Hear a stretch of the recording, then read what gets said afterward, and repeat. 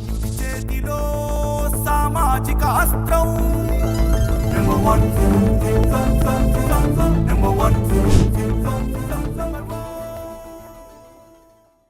Welcome to number 1 news. నేను నందిని. శ్రీ లలిత త్రిపుర సుందరీదేవి అమ్మవారి దర్శనం బాగా జరిగిందని, రాష్ట్ర ప్రజలంతా సుఖ సంతోషాలతో ఆయురారోగ్యాలతో ఉండాలని అమ్మవారిని ప్రార్థించినట్లు Hindupuram MLA cine hero Nandamuri Balakrishna అన్నారు.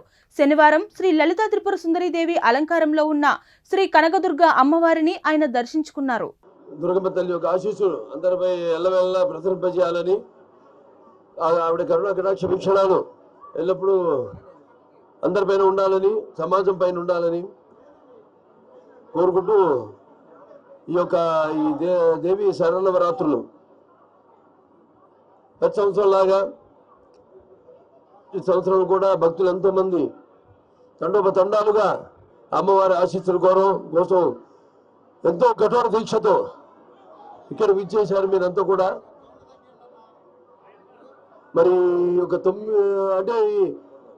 11 అవతారాల్లో అమ్మవారు అంటే బాలా త్రిపుర సుందరి అయితేనేమి, లేకపోతే గాయత్రి దేవి అయితేనేమి, అన్నపూర్ణం అయితేనేమి, లేకపోతే కాచాయని దేవి, అలాగే శ్రీ మహాలక్ష్మి, ఈరోజు లలిత త్రిపుర సుందరి, అలాగే శ్రీ మహాచండి, శ్రీ సరస్వతి దేవి, శ్రీ దుర్గాదేవి, మహిషాసుర మర్దిని దేవి, అలాగే శ్రీ రాజరాజేశ్వరి దేవి.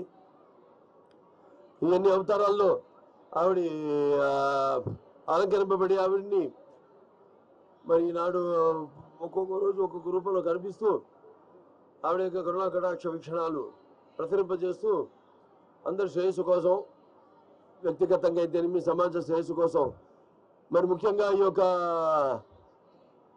ఆలయ చైర్మన్ బర్ర రాధాకృష్ణ గారికి, అలాగే మన ఈ యొక్క ఆలయ యొక్క ఈఓ సేనా నాయక్ గారికి, మరియు 96 మందితో ఒక కమిటీని ఏర్పాటు చేయడం జరిగింది. సేవా కమిటీ మొత్తం అన్ని పార్టీలకు అతీతంగా ఆ అమ్మవారి దృష్టిలో అందరూ ఒకటే, అది ఎవరైనా సరే. మరిన్ని లేటెస్ట్ అప్డేట్స్ కోసం చూస్తూనే ఉండండి నంబర్ 1 న్యూస్. సామాన్యుడి చేతిలో సామాజిక అస్త్రం.